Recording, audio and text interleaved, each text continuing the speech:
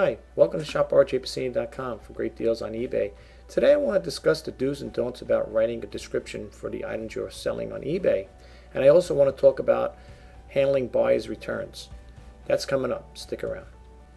Okay, my first rule of thumb is when it comes to buyers' returns, think ahead of yourself. Be descriptive. Talk about the item. Talk about its faults. You know, if it's got scratches on it, imperfections, give the buyer a heads up right from the get-go. Don't give the buyer an opportunity to send the item back because it was not as described or item's not functioning or whatever. Be upfront and honest with them. And hopefully that'll cut back a little on the buyer remorse. But what I want to really talk about is eBay's policies and how they work it when it comes to a buyer sending an item back. I got some windows open up. I want to just talk a little about them. I want to tell you how I handle some of my situations, and hopefully it'll be of inspiration to you to help you guys out if you come across the same similar situations like I had. So I'm going to bump out of this screen here. I'm going to go over here to this screen over here. I'm going to put my glasses on, folks. I'm sorry about that. Here I came across to see it's called Auction Nudge, and it says writing eBay descriptions, the do's and don'ts. I came across to see it because I figured let me share this information with you guys. I feel that personally it's very important and very essential as to when you're writing your descriptions up. Okay, the more you could be describing that item, its conditions, and so on and so forth. I think it'll give the buyer less of an opportunity to want to send it back because item is not as described. Now, with that in mind, sometimes we do forget to leave. We might leave something out inadvertently, not intentionally, and that may cause or send a signal to the buyer like, hey, this item is not as described. So the most important thing in doing this type of description is to follow kind of like the guidelines. This here, again, I got this off of auctionnudge.com. I think it's pretty informative, and what I like about it is, again, here they tell you the do's. Keep it short. Just because you're selling yourself and the item doesn't mean you need to waffle. Buyers don't want to have long, to read long paragraphs to extract the key facts. Less is definitely more. Now, I have a habit myself. I do sometimes keep it cryptic, and at times I do get into great detail. Only because if it's an item that I feel it needs to be addressed, if it's an electronic item, and it might have some situations where I will put that little clause in there, please read, or please note, and I usually highlight all the text in red to catch the buyer's attention. I do this because I want to make sure they're aware of what they're getting. Okay, so in some cases, keep it short is good. Keep it simple is also as well. It says if you keep it simple, black text on a white background, default with some high quality images, see below. Make the best description. Anything else is just added noise to an already noisy page. I would avoid to use colors. Now that's what I got to do, folks. I mean, I do add some colors in my descriptions. I don't know if that is keeping them away or maybe turning people off from not reading my whole descriptions. I don't know, but in any case, my pages will have to be revamped and revised. Over here, be accurate.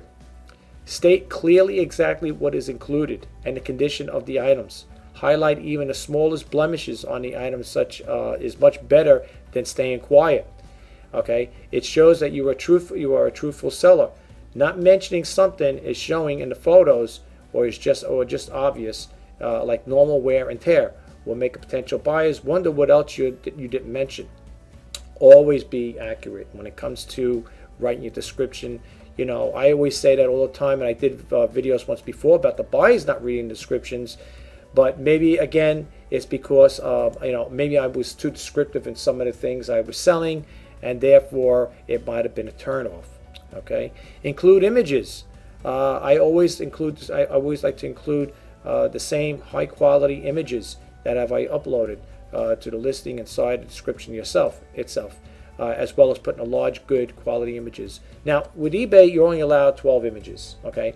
Now, if you're going to do fancy stuff where you're going to put the image, superimpose it within the description is another story. It's a little more work involved as far as I'm concerned.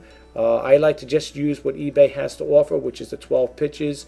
In some cases, I don't even use the 12 pitches because it may be an item as very simple as if you're selling a DVD. How many pitches can you make of a DVD? I take a picture of the front cover, back cover, and I take if it's a CD or whatever, I'll take it, open the cover up, take a picture of the CD and the booklet if it has a booklet in there. So basically, you're talking about 3 photos. So in some cases, you can't use the whole 12 pages or 12 photos. So keep that in mind as well when you're doing certain shoots for certain items. Okay, be to the point. Don't give unnecessary details. If you have listed the item in the correct category and provided item specifics correctly, the buyer most likely knows what they're looking at. Model numbers are great. They allow the buyers to seek additional information, and should they require, buyers mainly want to ensure that the item is in acceptable condition and that you are a trustworthy seller. Okay, now here's the thing. Now is against eBay. Okay, now you cannot link pages, manufacturer pages, in the description, as far as I know. Now, unless they did it, they changed it. I tried that one time. We call it hyperlinking, and I put a hyperlink in for a page, for something that was electronic, and it got removed. Okay, because the way eBay looks at it, folks, unless I'm wrong, okay, eBay does not want you driving traffic off their website to another website. That's like me putting my email at my website address. I have a website, right? And if I put in there www.Rjpasini.com and go to that there, eBay will eventually pick up on that if they don't already in their eBay algorithm, and you will get a notification about that, or probably won't even let you proceed with the creating your listing. So be careful with that as far as linking to other manufacturers. What you could do is, as long as you don't put the address in there, the website address, and make it an active hyperlink, you may be able to do something like that, or you may say, I've seen it on another website. But I tell you the truth, when it comes to this one here, I don't know about this. This is questionable. I wouldn't do this here. If you're in doubt, you could always call up eBay and find out. Me personally, I would not link to other manufacturers' pages. It says if the manufacturer of the item has detailed information on the exact you're selling, then link the item to that page, the page. That again is not a way to do it. I think eBay will definitely have something to say about it. The only thing I would do in regards, if you are selling an electronic item and you don't have the text on it or the booklets, I would do is maybe get the specifics, the item specifics, and write it in your own words, and then put it into the description. I'm saying basically you're copying, you're using their wording for that particular electronic item. But as far as copy and pasting, and if it has hyperlinks in there, it will get flagged. Okay, reiterate important details, as well as specifying accurate postage and dispatch times. I always like to tell the user that I will dispatch the item promptly once payment is received. This tells the potential buyers that not only you could tick a box saying you will dispatch the item within a certain amount of time. Well, some folks, I do that anyway. I put in there I put in the bottom of my description, will ship in 5 business days. That's it. I do that there. You don't have to get into this crazy thing. You don't have to sit there tell them I'm shipping at your first class postage, because that's all pre-formatted within the eBay template. Okay. Invite questions. A friendly line saying you are happy to answer any questions. Again, that goes without saying. I put that in mind. Please question me. Please email with any questions. I'll be more than happy to answer it in a timely manner. So that goes without saying. Now the don'ts. Okay, the don'ts. Try to shout the loudest. Now I'll be honest with you. I'm kind of like doing that in my listings. Like I said again, I have to revamp it, because I do put in my listings. Servicing the best, servicing the eBay buyer since 1999. Our buyers are number one priority, or something like that line. And I also put on there on the little tagline, best offers welcome, buy today and save. It sounds like I'm begging. Okay, so that will eventually be changed. Okay, and that's why, like I said, sometimes they say information's power. If you don't read or you don't get the ideas from others, you may become stagnant in your own thinking. So that's why sometimes it doesn't hurt to, venture into and see what other people have to say. I happened to come across this site because I was thinking of revamping my description and make it a little more better. But like I said again, it says use the bullet points to get to the description, short and sweet while hitting the important points. Potential buyers have many listens to wade through, so don't add noise already noisy to a noisy marketplace. Concise, well thought out description will speak volumes. Okay, contradict the listing information. Okay, even something simple like saying 32 gigabyte model when you have a specified 64 gigabyte in the item specifics may jump out as a red flag for buyers. Shipping information is always important one too. Don't specify one-day dispatch, the time and shipping details section that say will dispatch within a few days. You want to get across to the buyer that you will take selling seriously. I have in there one-day shipping. Okay, I don't put it in my description, but it's in the item. Like I said, it's in the eBay template. Like it tells you how many days to ship or whatever. I just put 1 day. 1 day shipping. So that's it. Include irrelevant information. The less text, better. If it isn't directly relevant to the item you're selling, then cut it out. Try not to cover every single base imaginable. And if your item can be readily bought, then don't outline all the things that can make the product great. If good photos and a clear, concise description aren't enough, then the buyer can always contact you to ask because you invited the questions, right? Okay. Copy and paste.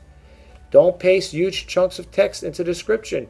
You're only watering down the important information. If you think it's important to include extra information, then consider adding the link to a website where they can read more if they wish. Again, I would not do any linking on eBay's website because as far as I remember, they do not allow hyperlinking. Okay. Now, I know people say, well, wait a minute. I embed YouTube videos in there. Yes, that is allowed. That is allowed. I do embed videos when I do my demos. Okay. And matter of fact, there's one there for the Sony e-reader. I have a link in there. I have a video in there. Matter of fact, I might have a couple of videos, sneak peek videos on a couple of my description. eBay doesn't have a problem with that. So yes, when you click down on my ad for the Sony e-reader, you will see at the bottom of the description, it'll have the YouTube video there. And when you click it, it'll take you to another channel. But they allow that. Okay, as far as I know, they allowed it. I've been doing it right along. eBay has not said anything to me. They haven't, contacted me saying, hey, you're hyperlinking off our website, and you're going to YouTube, because they encourage it. Okay, they do want people to put videos in there. Okay, this is just this is here. It says if I were to sell my monitor on eBay, below is the description that I may create, and this is what the person's telling you. See, again, this is an active hyperlink. This, folks, I would not do this unless eBay changed it and I wasn't aware of it. I would not put a hyperlink in there. I tried once before doing something like this here, and I got flagged. It will not. As a matter of fact, I didn't think I was able to keep it on there long before they picked up on it. And I didn't do it with those intentions. Like in other words, knowing about it. I found out later on. I was listening to eBay radio, and they do not like hyperlinking. If they do, changed it. And I wasn't aware of it then. That's something new to me then. But I would be very cautious about this, folks. Okay? Now, let's move right along. And again, if you want to find out this information about it, if this helped you out in any way, you can go to auctionnudge.com and you just look for the thing here, writing an eBay description, the do's and don'ts. Okay? I'm going to bump out of this. And we're going to go back here with customer service. Now, you're probably wondering, okay, what brought this on where the guy wants to do an eBay listing, doing this, I should say, this video in regards to returns. One of my listing, actually my videos, let me see if I can bump out here really quick. I'm sorry, folks. I guess I closed that window. I'm sorry about that. I'm going to have to bump back in again, folks. Here we go again. All right, let's go take it back to the video screen here. Okay. What I was going to do was show you that there was a comment that a person left on the video I did a while back, saying how this person was getting they supposedly sent an item back. He felt he got scammed and he didn't get it. He didn't get to receive the item, and he felt he got scammed, and that eBay still made restitution to the buyer.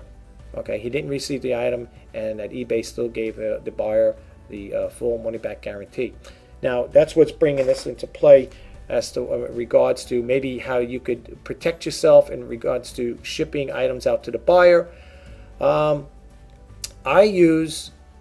it comes to shipping, I use the signature delivery confirmation, not on all items.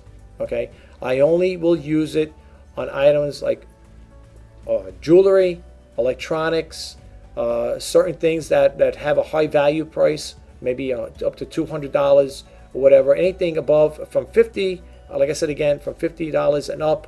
Well, if it's an item's $50, let's put it this way: if you use priority mail, it's covered up to $50, and it's insured and guaranteed. So that part you don't have to really worry about that. Now, if you need additional service, insurance on it, then it'll cost you more money. But if you're doing something priority mail, and it's going out priority mail, and it's under $50, you don't have to get insurance. I mean, as far as that, because it's like I said, it's tracked and insured. You don't need it.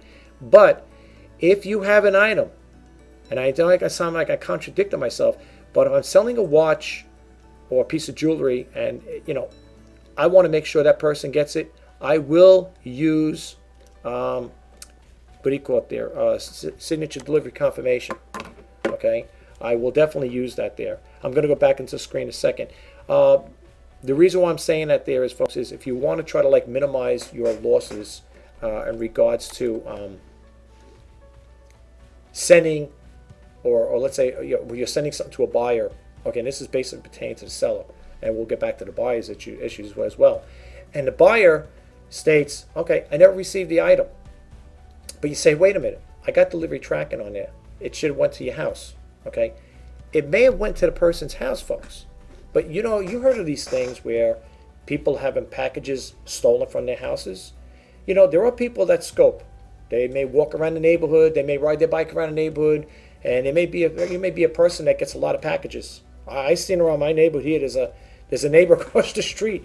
Well, we kind of look out for each other, and the neighbor gets a lot of packages. Like every other couple of days, there's a whole bunch of packages going. I don't know what they're ordering. I know they have a family. They got a couple kids there and stuff like that. They may be ordering toys. Maybe they're a person that just don't like to go out and shop. They get everything there. My brother, he likes to buy a lot of stuff on Amazon too. He'll buy stuff for his dog, like certain type of dog foods he likes. He'll buy certain things for himself, electronic gizmos and stuff. And for the most part, people like my brother, he's a shopper.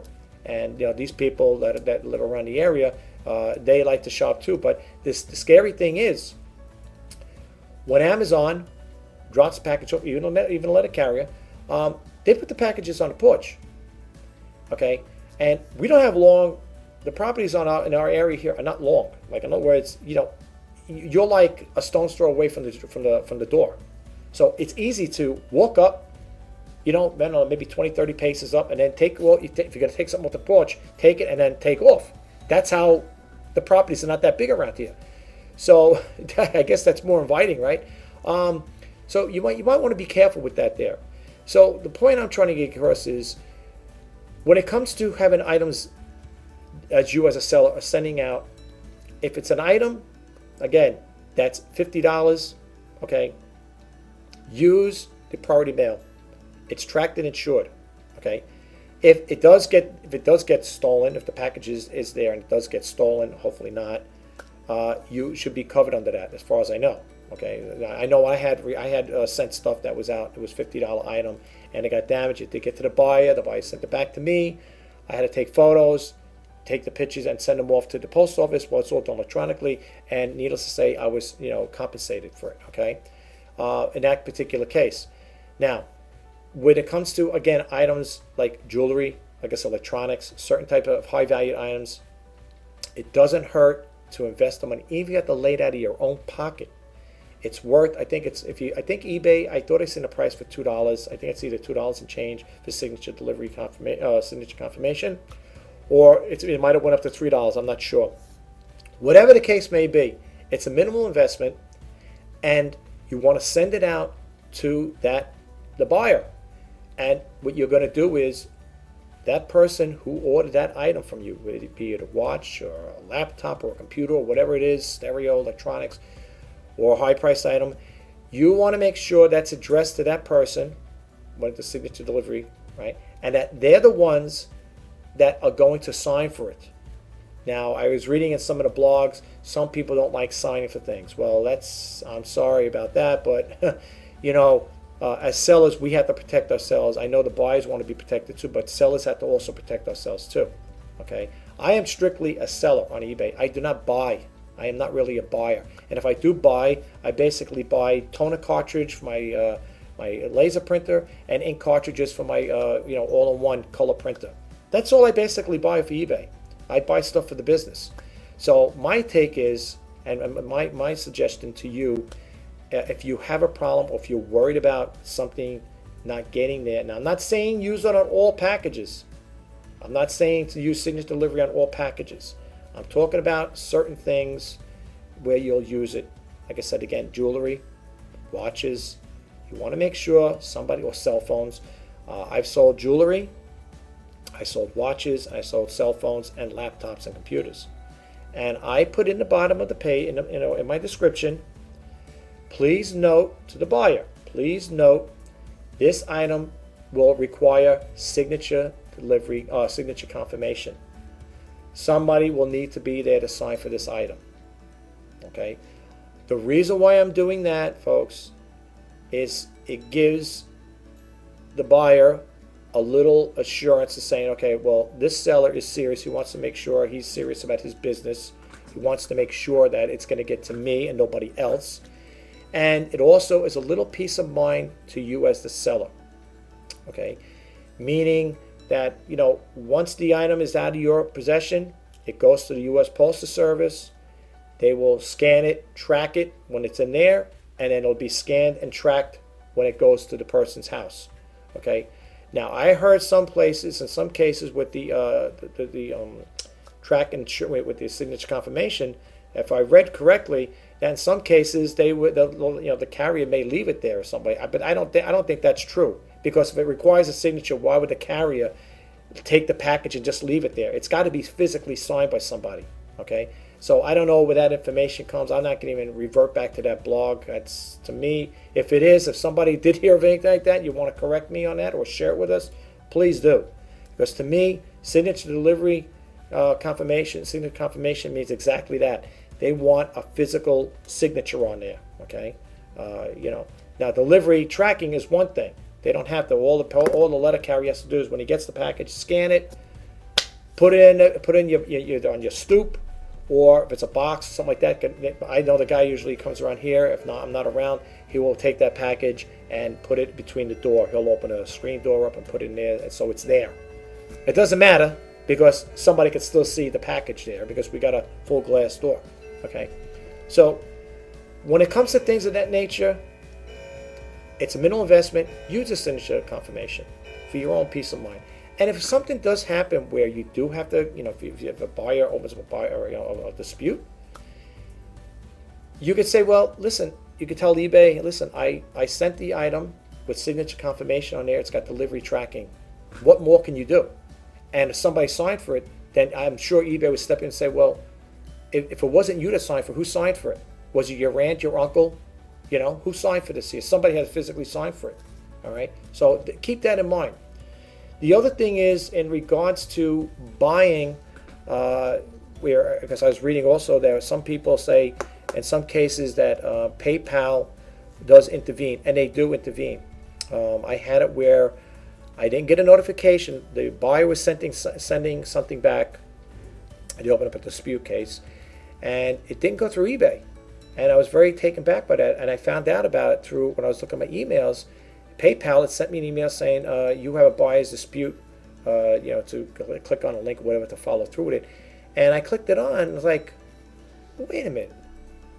I thought when a buyer buys something off of eBay, I know they work hand in hand, but apparently, folks, a buyer doesn't have to go through eBay.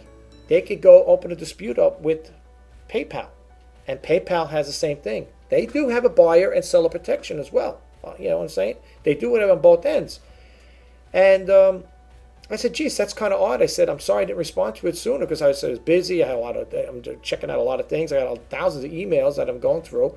I said, I don't recall seeing yours come up. I thought, if anything, being the person bought it for eBay, it was going to be an eBay situation where they would open up a dispute case and it would go through eBay and you follow the format. Apparently not. So apparently they can go through PayPal for a resolution, a resolution dispute. And, PayPal will work with the buyer. In some cases, they do protect the buyer. They will automatically, if they've deemed that it was, item was not as described or the buyer is not happy with it, PayPal will give them the full refund. And that happened to me. I contacted the buyer. I said, I'm sorry for the delay. I said, I didn't get any emails from you, or messages, I should say, from you that you opened up a case. And apparently you went right, you jumped over eBay and you went right to PayPal. So there was I didn't think about it, at the time. But anyway, that case was taken care of. However, PayPal and eBay will stand by their buyers and sellers. That's true. Now, in my case, I had two situations, folks, where a buyer bought a printer from me, said they were going to return it. 2 weeks went by. I was going to refund them the money. They opened up a case, said we're going to return it. And PayPal, I think it was through PayPal, said don't return anything. Don't refund anybody any money. Now they're telling you not to refund it, but they can pull it out if they need be. Well, this is when it goes under seller protection, I believe. And don't do anything until you get the item back. So the person opens up the case with PayPal, and lo and behold, the item never came back.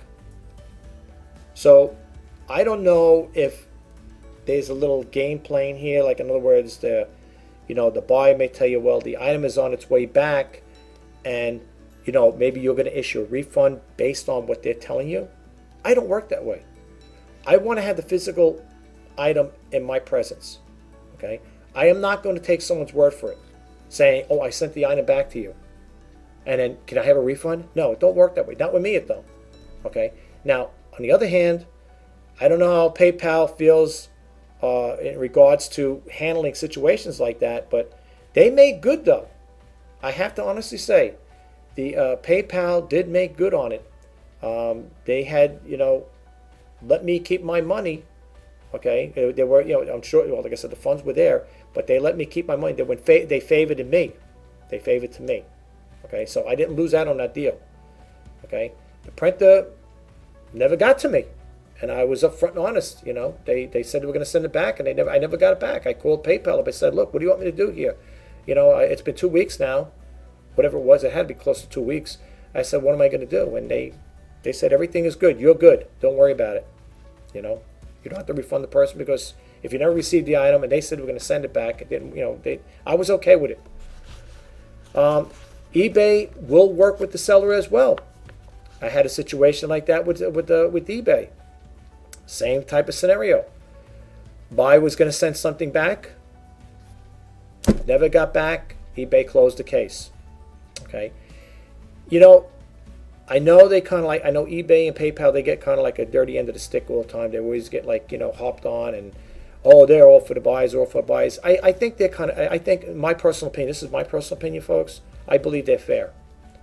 And again, the way I would think, to minimize a lot of these headaches that people could create amongst themselves is, first off, when you're presenting your item, be descriptive. Not but be descriptive and cryptic, so to speak. You don't want to make it where you're reading a biography about something.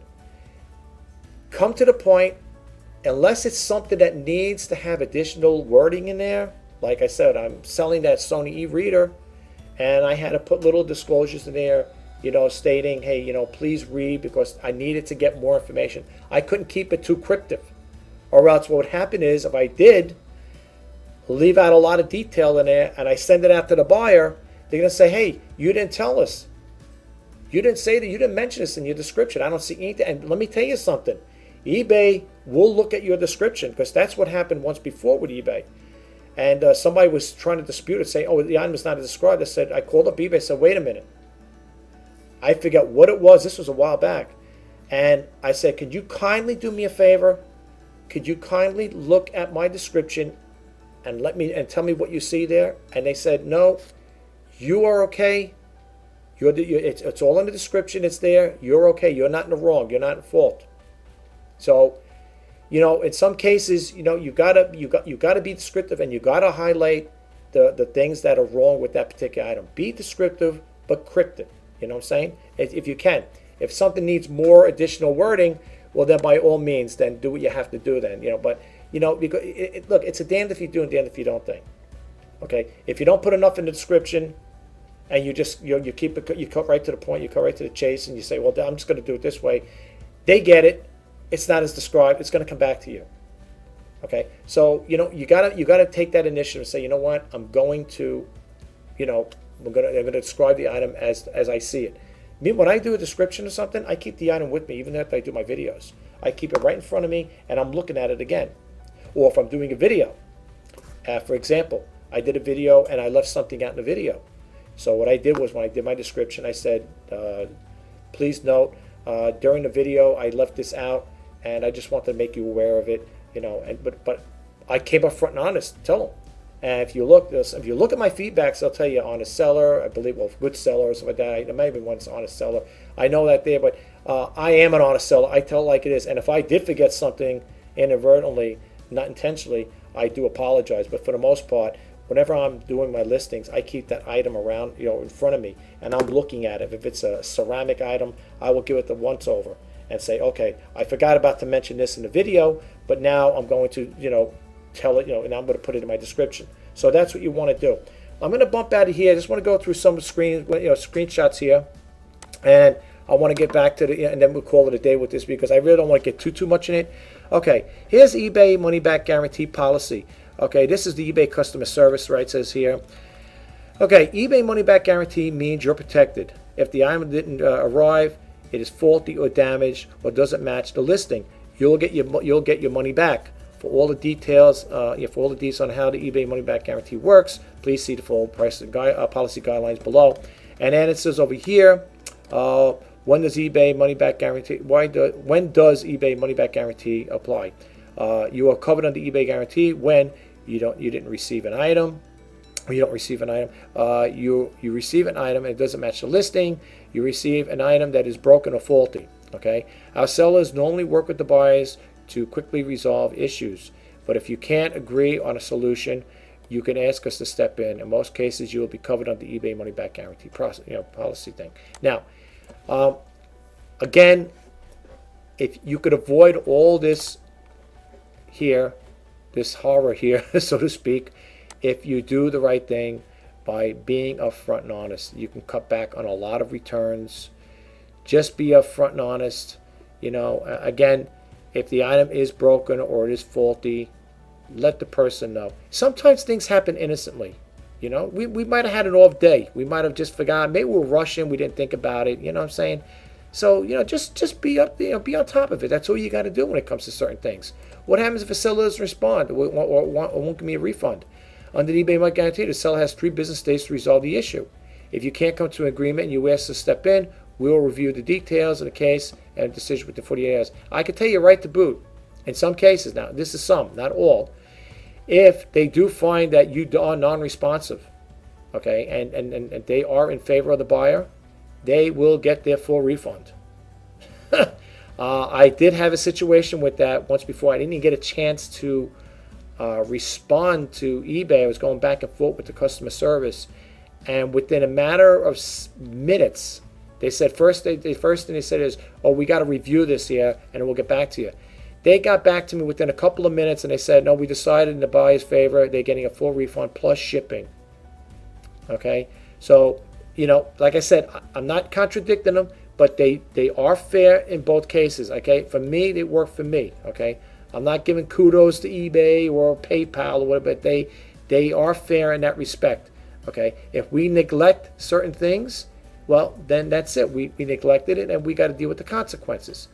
Okay. Now, if you want to read all this here, You just go to ebay.com, use /help/policies, and you could just read or just type in eBay money back guaranteed policy on a Google search. I'm going to bump out of here. Okay. If a seller is paying for return shipping. Now, when you're sending an item back to the seller, there are a few methods you can use to ship it back.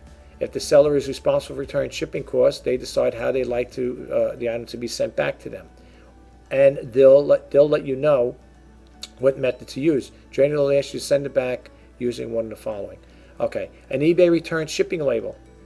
Now, this is a very simple thing. When I had a couple of returns, not because of my fault, because the buyer did not read the description and they sent it back as not as described, you could use the eBay return shipping label. Very cut and dry. You print it out, and it says, oh, you had to print out an eBay return shipping label, and they'll get it on their end, and then they'll take care of it. Okay, a label for a preferred carrier. If the seller provides you with a shipping label, they will send it to you directly, and you could print it. You could print the form out. You could print it. Yeah, you could print it out the form. Your postage label is ready. Email, message, and you'll see that message that you'll receive. I have done this. Very cut and dry. Very cut and dry. Simple enough. So that's another way of handling that there. This is on, like I said, how to start a return, and this here again is return shipping for buyers. You could look into that as well. Okay, and if you need to, now, folks, another thing is when you do request it to be sent, if they're going to send it back to you, make sure they do have the tracking on there for yourself, just to protect yourself. Make sure, okay? Always have that there. And the top takeaway is when returning an item, use a carrier that provides tracking and upload the details to the return request. Of course, that's a given. All right, so just keep that in mind, folks. Let's bump out of here. Return an item for a refund. If your item finds damage or faulty, you can return it for a refund. Okay, if you've changed your mind, you want to send it back, you can ask the seller if they'll accept the return. Now, I offer 100% return guarantee, satisfaction guarantee. I mean, if you don't want something from me, not because you don't like me or you bought it and you decide you don't want it, I have no problem with that. Okay, I do not have any problems with that at all. As long as you send it back with all the documentation, everything that came with it, I don't have any problem taking it back. When that person had sent me the e-reader back, want to send it back for a refund, I said, please make sure all the original packaging and documentation is included, because if it came back like that, I can't accept it. And people say, well, you're still getting the item. Yeah, but I want the original packaging. What am I going to do with it? That's how you got to think about it. If they order that person ordered that Sony e-reader, and they threw all the packaging away, and they just sent me the unit itself with the cable, what good is it? They said, well, you got the item back. Yeah, but I want the packaging. That's what helps sales, to me anyway. Okay, so make sure if you're going to do that, folks, make sure you get all your money back. Not all the money back. Make sure that the buyer is sending you everything that you sent with them. Okay, and make sure you got pictures, that document this here, show it, because you may get a rebuttal. Oh, I didn't get that. I don't remember that there. And at least you have pictures. You can say, oh no, this is what I sold the person. This is what it came with, and this is how I received it. Okay, so make sure you cover yourself when it comes to things like that. I'm not saying this to be mean to the buyers, but we have to protect ourselves too as sellers. Okay, and then it goes on over here to send it back, and it tells you, just like I said, when you're sending item back, repack it carefully. Remember, it has to be in the same condition as you received it, as when you received it. This means it can't be used or altered in any way. You will need to include additional items and paperwork that came with it, such as original packaging, such as boxes, bags, tags, and UPCs, accessories such as cords and remote controls, certificates, manuals, warranties, and rebate cards, free gifts or bonus items, all items included in the bundle. So that stands to reason. Okay, that's how I want my stuff back. If it's a used item, of course, I'm not going to get any booklets with it because it's used. I didn't print out anything. It didn't come with it. So that's understandable. Okay. Okay. So we already touched bases with that. Okay. We got apparently another window here opened up. Okay. How to handle a return request as a seller. I think we just did this here, right? Like, how many windows do I got to open up here? I might have the same thing again. let me see if this is the one I wanted to talk about. There's one over here I'm not too crazy about. I don't know if it's this one here. Bear with me, folks. I'm just checking something out here. There's one that I'm not too crazy about. Let's see. Oh yeah, I think this might be it. You received a policy changed. That was purchased. There was one of them that I was curious about. I wonder if that's the one. Oh boy, it's gonna bump out of here again. That might be the one how to handle return requests. I wonder if this is the one here. There was something here that they did. Well, it says over here, your options for responding to return requests. The buyer received the wrong item arrived damaged or faulty. You accept returns in your policy and changed your mind about the purchase. You don't accept returns in your policy and the buyer changed their mind about the purchase. But that wasn't the one I was talking about. You want to return disease. Let me see if it's in a resolution center. There was one in here. Something went wrong. Isn't this crazy? That's eBay for you, folks. It was. I'm trying to get to that window there. You know what? I'm gonna bump at this really quick and see if I get back to it. Just give me 1 second, guys. Okay, guys. This is what I was looking for. Your options for responding to a return request. This part, in some cases, I do agree with it, and in certain things, I don't. Okay, it says your options for responding to a buyer's request depends on the reason they're returning the item and a return policy you stated in your listing. The buyer received the wrong item or arrived damaged or faulty. If a buyer receives an item that wasn't as described in the listing, or it has arrived damaged or faulty, they can return it to you, even if your return policy states you don't accept returns. So even though you put that in there, the buyer still has the right to return it. Okay, cut and dry. Did you see it there? This is coming off of, just so you know, it's coming off of eBay customer service. All right, this is not me making this up. All right, I'm just letting you know. All right, this is what it's all about. It even says it over here. Okay, handle return request as a seller. If a buyer wants to return an item to you, you can respond. Yeah, it says you can respond. Okay, guys, this is what I was looking for. Your options for responding to a return request. This part, in some cases, I do agree with it, and in certain things, I don't. Okay, it says your options for responding to a buyer's request depends on the reason they're returning the item and a return policy you stated in your listing. The buyer received the wrong item or arrived damaged or faulty. If a buyer receives an item that wasn't as described in the listing, or it has arrived damaged or faulty, they can return it to you, even if your return policy states you don't accept returns. So even though you put that in there, the buyer still has the right to return it. Okay, cut and dry. Did you see it there? This is coming off of, just so you know, it's coming off of eBay customer service. All right, this is not me making this up. All right, I'm just letting you know.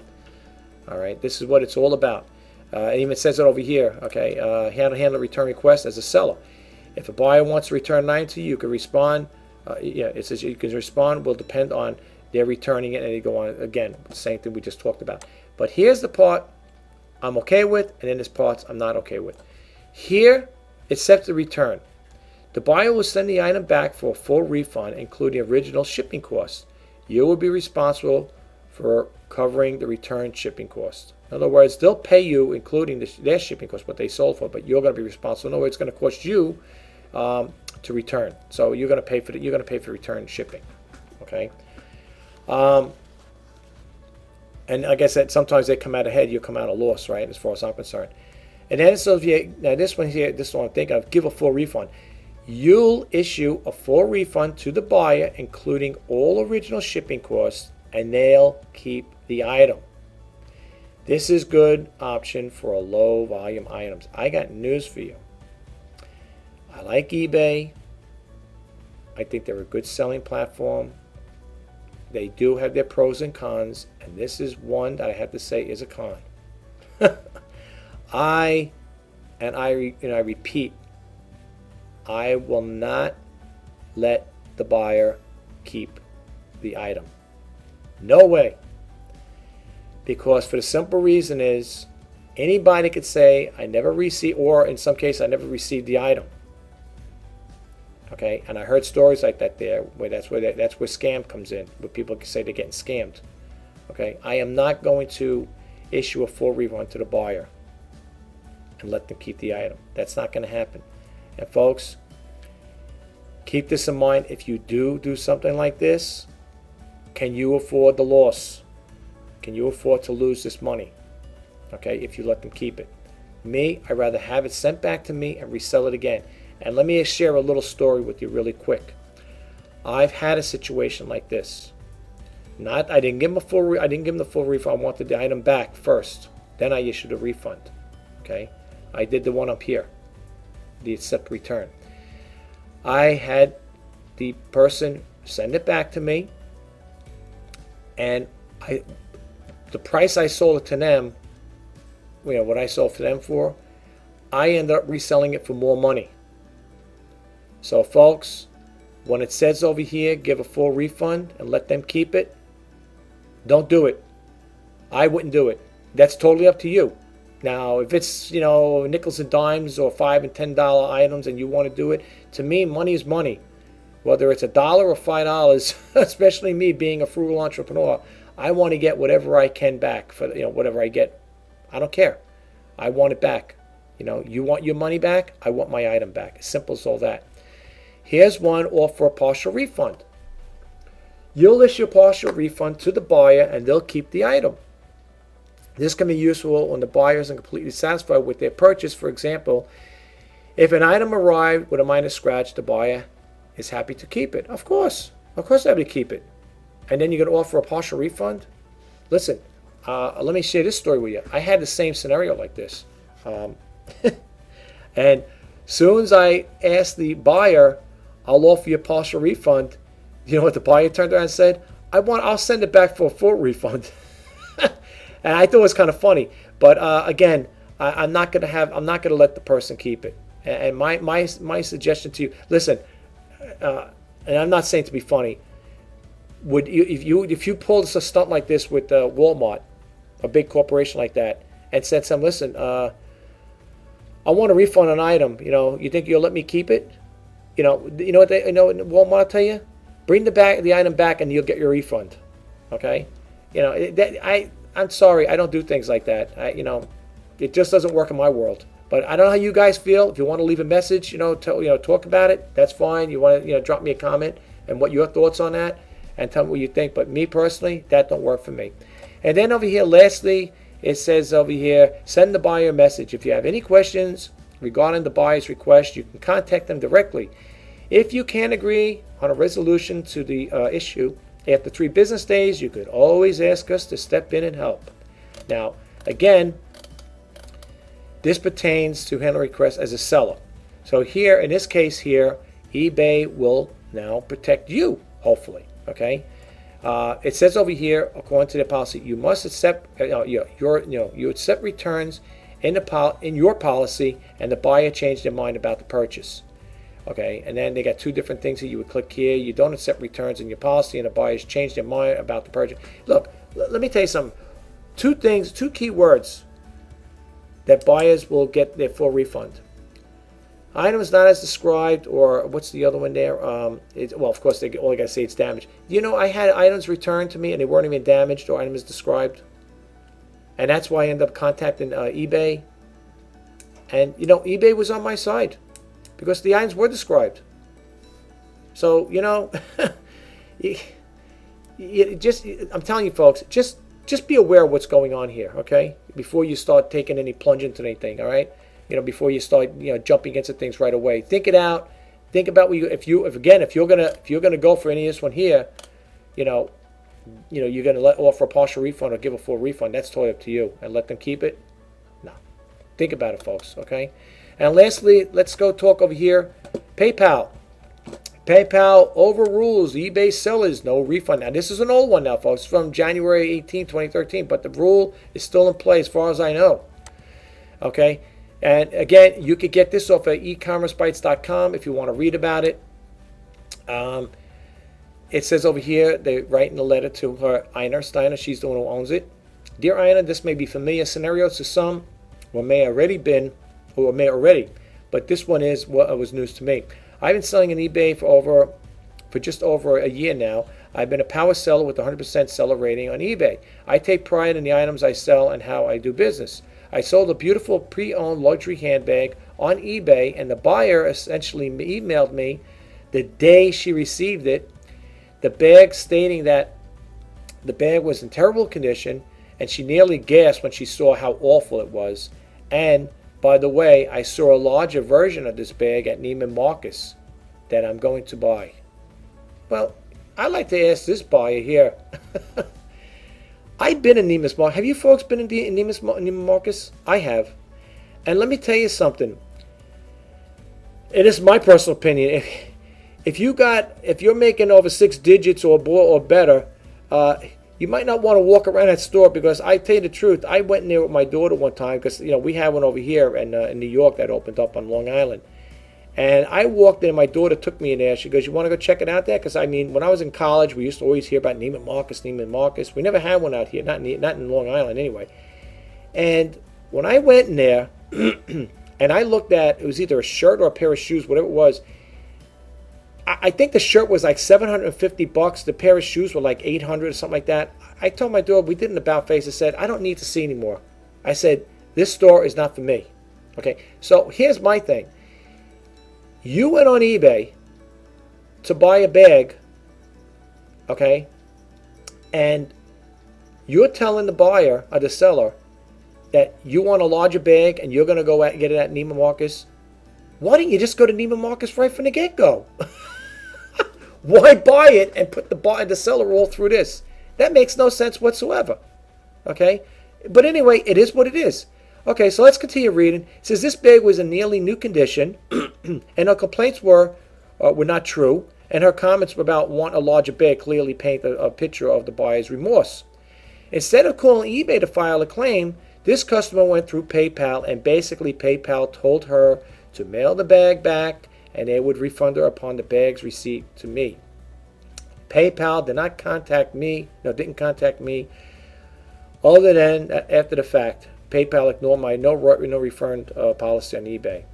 Then it goes on to say over here, I felt so helpless as a seller and completely ignored.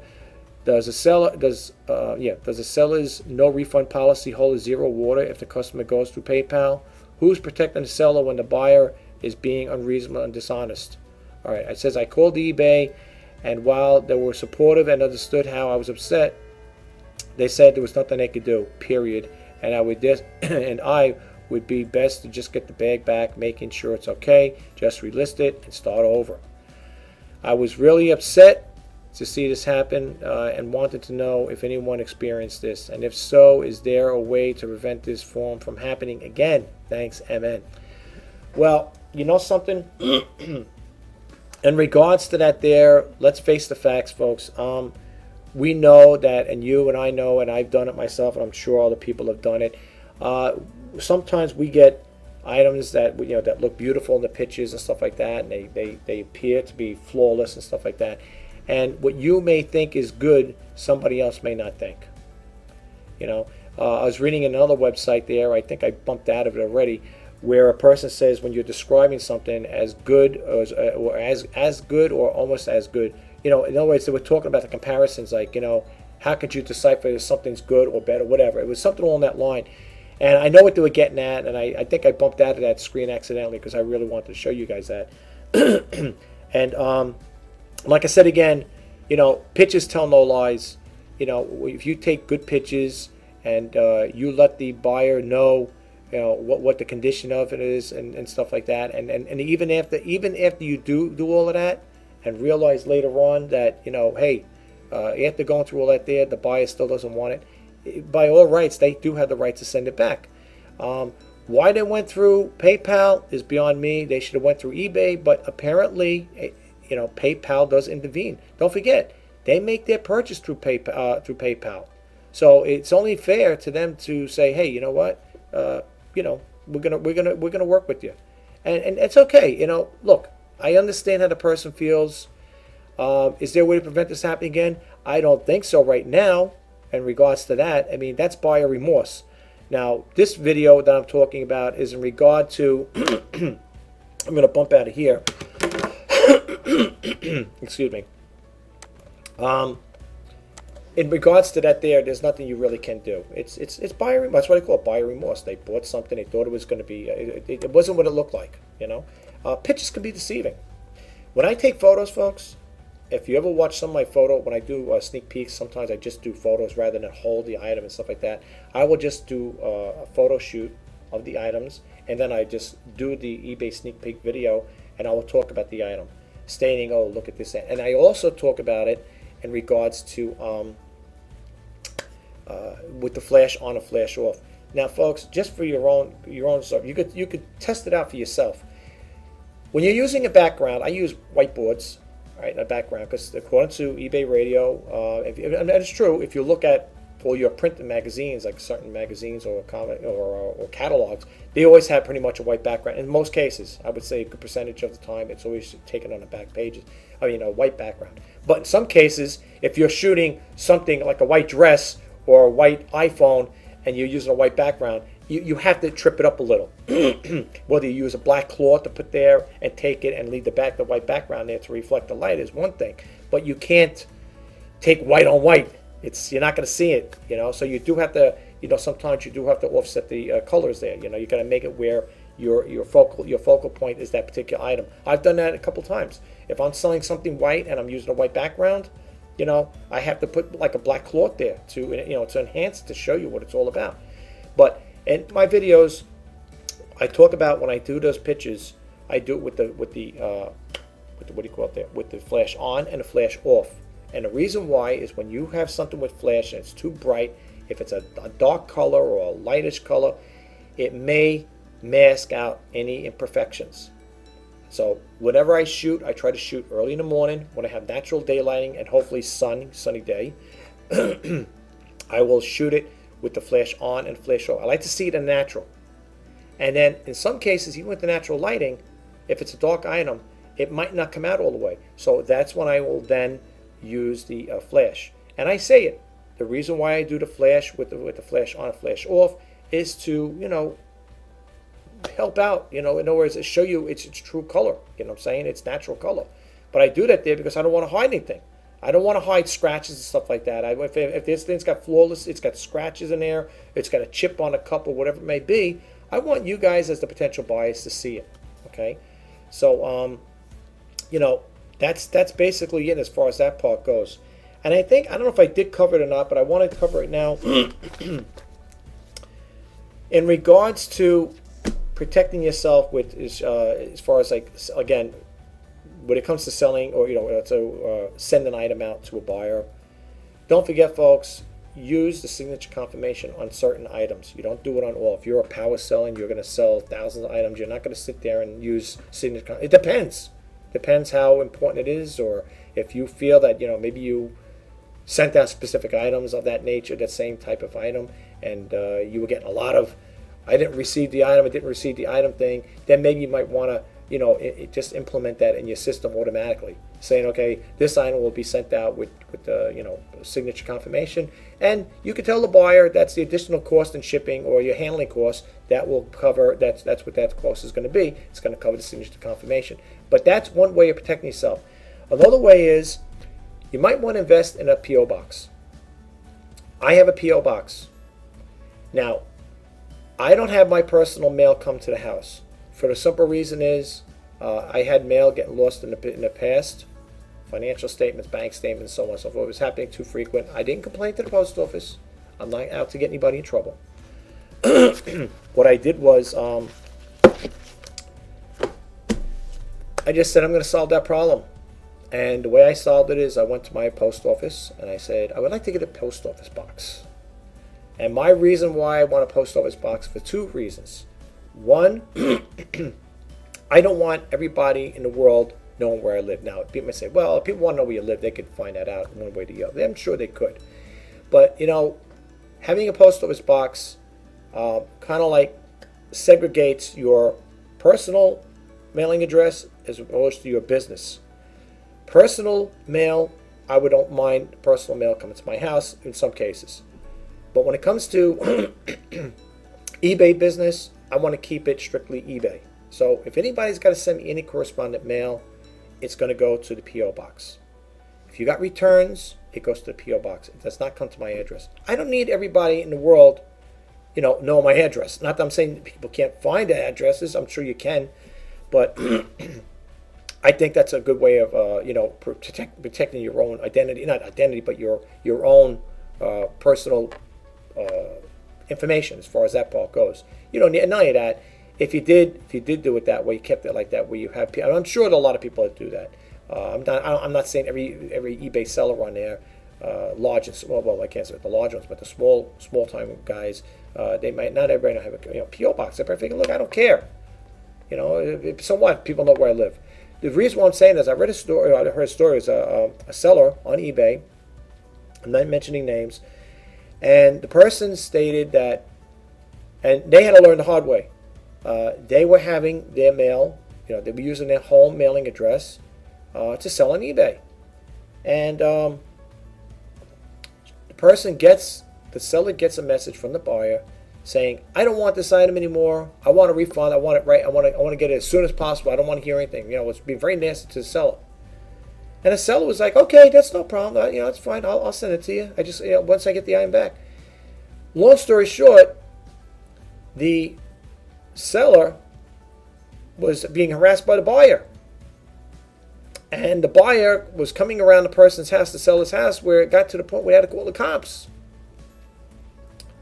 Folks, with everything going on in this world, the last thing you need to have is an irate buyer, an eBay buyer, taking those kind of actions. So for me personally, I think it's a good gesture if you could do it, if it's in your budget. I just paid mine. I had this P.O. box for a number of years, and when you got to pay for it, they'll put this thing in here, P.O. box due, or it says over here, box fee due. Okay. There's two ways to pay it: is annual and semi-annual. Okay, the semi-annual is $41 for 6 months. The annual is I'm sorry, I have to put my glasses on just to make sure I don't give you the wrong price here. Is $82. So for 1 year, $82, you get yourself a P.O. box. People may say, okay, what's great about the P.O. box? Let me hear your wisdom and your philosophy on why it's good to have a P.O. box. Number one, the reason why I like a P.O. box is when the mail gets delivered, comes from another state, gets trucked in, it goes into the post office truck. The post office truck delivers to the P.O. box, and the mail goes right to it goes right to the post office, and the mail goes right to the P.O. box. There is no worry about mail being dropped on the floor. A couple weeks back, a relative of mine said I gave the mailman a letter, a bill to be paid, and somebody down the block found it on the floor, and they brought it back to my relative, and my relative said, that's it, going forward, I will not give the mailman any more mail. When it comes to bills, I will hand deliver it to the mailbox, but I will not give it to the mailman. The other day, I'm in New York, a couple towns over. They found a couple of bags of mail in a person in the mail, I guess the letter carrier's house. The postal inspectors, I think, went in there and they found, I don't know how many bags of mail. The person was not delivering the mail. They were taking the mail and they're keeping it in the house. Well, a person got suspended, I think, or definitely got arrested for it. That's serious. And there's been another case where the mailman has been throwing mail in a garbage or recycling, whatever it was, and people weren't getting mail. Now people say, well, that could happen in the post office. Well, let's put it this way. when you're in an environment like that, I worked in a post office. I was a casual carrier. You have supervisors watching you. In the area I worked, the supervisor's office was right directly across from where you saw the case the mail out. Okay? And it's very unlikely that you're going to do anything foolish like that, throwing mail out because you're there casing it. Okay? What I'm trying to say is with the P.O. box, mail goes from truck to the post office, and once in the post office, it gets sorted, it goes into your P.O. box. Do you know, folks, ever since I had that P.O. box, never, not one time, I had it for years, ever had mail lost. Not once. Now watch tomorrow, I'll go get my mail, it'll be lost. No, I hope not. No, but seriously, of all the years I had it, had to be at least 10 years now I had it, never had one piece of mail lost. Although I will say this, and you got to understand, though, because when they're casing the mail out, the boxes are very close. I got a small one, small mailbox, P.O. box, and I have gotten my I call my neighbor, the box next to me. I had their mail. It's no big thing. You just they put, but I can live with that. See, I can live with somebody put if my box is 1020, and they put 1021's mail in my box. I don't care. I just go to the window clerk. So this was put my P.O. box. It was put in the wrong box. That's all. No big deal. I might have had that maybe once or twice within the 10 years I had my P.O. box. It wasn't lost. It was just missorted. But it was in there, you know what I'm saying? But anyway, listen, guys. I don't want to go on talking about this here. I hope this information helps. I hope it kind of gives you a little insight as to what's going on. I think the most important thing in everything we do as far as as eBay sellers and the buyers, and as sellers, we really shouldn't hop on the buyers as well, okay? If you do the right thing, I know people may say, well, you're talking about a couple of returns. Yes, I did have a couple of returns, but I'm being upfront and honest with you guys, seriously. You know why my returns came back? And I had this issue with eBay. It's because the buyers weren't reading descriptions. And I had one buyer that was sending something back, and I told the buyer, I said, did you read the whole description? And the buyer responded back, oh, no, I didn't. I didn't read the whole description. Well, that's not my fault. Okay? If you didn't read the description, that's not my fault. And I'm not penalized by it. It didn't affect my seller rating because they didn't read the description. And I did a video once before about that. Buyers do not read the descriptions. They don't. In some cases, I'm not saying all, and please buyers, don't take it the wrong way. but there are buyers out there. I had experience like that. I did have 2 or 3 returns, and it's because it wasn't my fault. It's because the buyer didn't read the descriptions. But it is what it is. Me, I like to read everything verbatim. If I'm gonna buy something from somebody, I want to read. I want to read what they have to offer. I don't care if it's tedious, time-consuming. I want to know what I'm getting. That's how I look at it. I don't. When I do my ads, my descriptions, I don't sugarcoat anything, folks. I tell it like it is. If it's got dings, dents, chips on it, it's there. And I will highlight with the pen, like this little pen here is my pen, my lucky pen. Sometimes you might see this red pen in there. It's from my credit union. And I will use it to point out problems. Like if I was going to sell this eyeglass case, and there was a nick on there. In some case, it depends. In some cases, if it had a bad gash or something like that, well, first I wouldn't sell phones like that. But if it was something along that line, you'll see me holding a pen like this here, or pointing out to the problem. That's where I think the dent is, a scratch, or whatever it may be. But for the most part, I do point out the problems in there, and I think that's how a lot of us can, as far as sellers, can minimize and reduce the returns, or in some cases the items that are saying not described. Be descriptive, but also be cryptic if you can. Cryptic. Keep it cryptic. Keep it right to the point. I know I have to change mine around. My descriptions. I was looking at it. After looking at the do's and don'ts of it, I said to myself, I said mine needs to be revamped. That description, that the template I use has to be done over. So it will be done. That's one of my things on my hit list there. I got to do that there. I got to take care of that. Folks, I hope this helped. If you like what I do with this video, or any of the videos. If you're new to me, if you're a new subscriber, thank you for subscribing. I do like to try to help people out in the sense, like, I try to share my opinions and my thoughts about things of that nature, especially when it comes to eBay or reselling. I try to, share whatever I can with you guys. I just hope the information helps, I really do. And you can let me know that by dropping a comment, as long as they're nice. I don't want to be name called, or, I never had it yet. I hope, pray to God I don't. I'm a nice guy. I don't think I deserve to be be made fun of or name calling, but if you want to leave a comment, I'll be more than happy to respond to it. And like I said again, folks, I do this here to help out, to help you guys out, and I enjoy doing them. I enjoy doing the videos, and if you can get something out of it, even if I can get like a small percentage of people, I say this all the time in my videos, if I can even get like a small percentage of people that say, hey, I didn't know that, or I'm glad the person made me aware of it, that's a plus for me. Folks, that's a plus for me. Listen, I'm being upfront and honest.